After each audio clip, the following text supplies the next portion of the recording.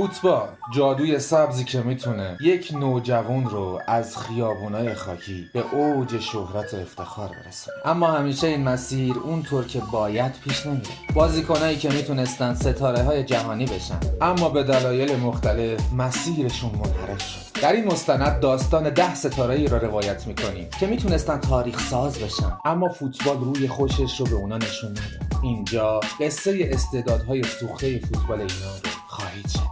شماره 10 آرش افشین، یکی از بهترین استعدادهای فوتبال ایران که خیلی اون رو با علی کریمی مقایسه میکرد. اون با تکنیک، سرعت بالا و شم گلزنی فوق‌العاده‌ای که داشت در اوایل دهه 1390 به عنوان یکی از آینده‌دارترین بازیکن‌های ایران شناخته میشد. افشین در باشگاه فولاد خوزستان چهره شد و خیلی زود به تیم ملی دعوت شد. در دوران افشین قطبی در تیم ملی گل هم زد و حتی شانس لژیونر شدن داشت، اما مسیرش به درستی پیش نرفت. بعد از درخشش در فولاد به سپاهان رفت، اما در اونجا نتونست به روزای اوجش ادامه بده.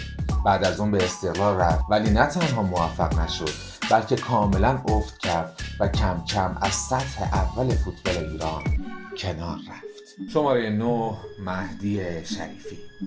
داستان این بازیکن داستان جوونیه که در آستانه تبدیل شدن به یکی از ستارگان بزرگ فوتبال ایران قرار داشت، اما در نهایت به یکی از نمادهای استعداد سوخته تبدیل شد. شریفی که در دهه 90 به فوتبال ایران معرفی شد، از همان ابتدای ورودش به تیم بزرگسالان سپاهان همه نگاه‌ها رو به خودش جلب کرد. سرعت بالا، تکنیک فوق‌العاده و توانایی‌های چشمگیر در گلزنی اون رو به یکی از امیدهای فوتبال ایران تبدیل کرده. اما این فقط آغاز داستان بود، داستانی که به جای رسیدن به قله‌های فوتبال با گذر زمان بیشتر و بیشتر به سوی سقوط رفت. شماره 8 مهرداد پولادی.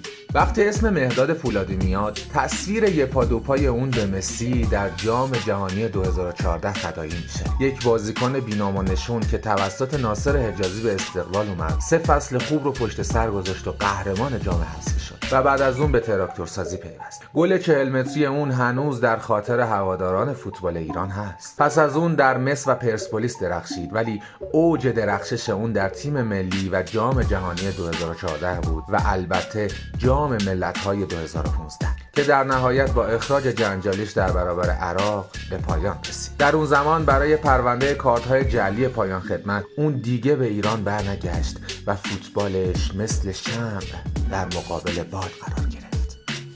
شماره 7 مجتبی جباری. اون یکی از بهترین استعدادهای آکادمی استقلال بود که در میانه زمین نقش مغز متفکر استقلال رو بازی میکرد. جباری 31 بار تونست پیراهن تیم ملی رو به تن کنه و 3 گل بزنه، ولی معصومیت‌های زیاد از حد اجازه نداد بازی در جام جهانی رو تجربه کنه و برای همیشه این حسرت باش بود. پاس گل اون توی دربی به فرهاد مجیدی هنوز در ذهن آبی‌ها مونده. جباری در دوره کوتاهی در سپاهان بازی کرد، ولی به استقلال بازگشت و در همین تیم به فوتبال خودش پایان داد. شماره 6 مهدی قایدی. خبرگزاری‌های مختلف در اواخر دهه 90 از ظهور یک استعداد ناب بوشهری میگویند. بازیکنی ریزنقش ولی سرشار از استعداد و تکنیک. استقلال در جنگ برای خرید این جوان 15 ساله پیروز شد. این بار همه مطمئن بودن اون به اروپا میره، ولی تصمیم خودش چیز دیگه بود که در نهایت باعث شد تا همین الان که 26 سالشه توی لیگای عربی بازی کنه. اون در حال حاضر تلاش میکنه تا بالاخره در لیست تیم ملی برای جام جهانی 2026 حضور داشته باشه. راستی اگه دنبال محتواهای جذاب و سرگرم کننده فوتبالی هستی، کانال ما رو سابسکرایب کن و بی زحمت این پست رو لایک کن. شماره 5 میلاد میدابودی. هواداری استقلال که به اون لقب میلاد واویلا داده بودن، هنوز حسرت مصدومیت تلخ اون جلوی ملوان رو میخوره. شوت‌ها و ضربات ایستگاهی مردبار اون همچنان جزو بهترین گل‌های تاریخ لیگ ایران. اون توی تیم ملی تونست 6 گل در 30 بازی به ثمر برسونه و حتی تونست در الاهلی امارات بازی کنه و لژیونر بشه، اما در نهایت از جایگاهی که باید در فوتبال بهش میرسید محروم شد. شماره 4 پیام صادقیان. پاس بیرون پای اون تو بازی با ملوان یک چشمه از استعداد ناب اون بود که متاسفانه خودش باعث تلف شدن استعدادش شد. اون در ذوب‌آهن چهره شد و پس از اون به پرسپولیس پیوست. باشگاه‌های بزرگی مثل موناکو و دورتموند اون رو زیر نظر داشتن، ولی حاشیه کلمه‌ای جدا نشدنی از این بازیکن با استعداد بود.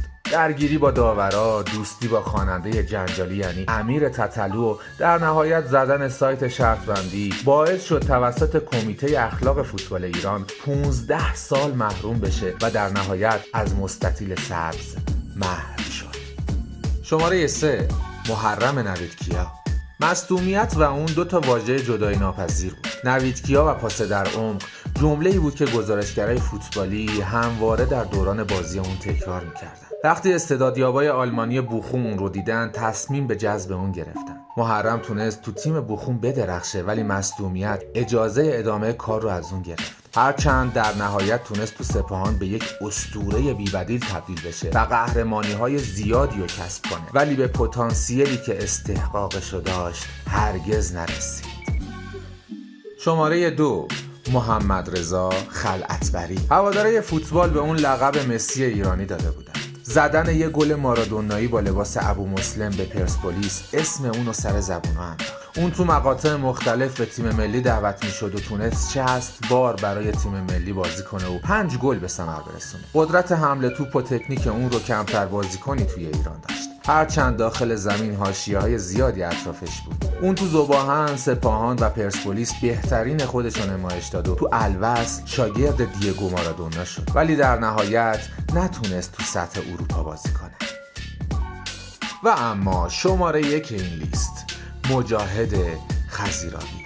اگه بگیم اون بزرگترین استعداد سوخته فوتبال ایرانه، اغراق نکردیم. این پسر بچه آبادانی بعد از نشون دادن استعدادش تو سال 79 به استقلال پیوست. قدرت دریبل زنی خارق‌العاده اون تو ذهن هواداره استقلال هنوز هست. بعدها مشخص شد اون از تیم بارسلونا پیشنهاد داشته، ولی یک پارتی شبانه اونو از عرش به فرش رسوند. کمیته انضباطی اون رو 5 سال محروم کرد و بعد از اون هم مجاهد دیگه اون بازیکن سابق نشد.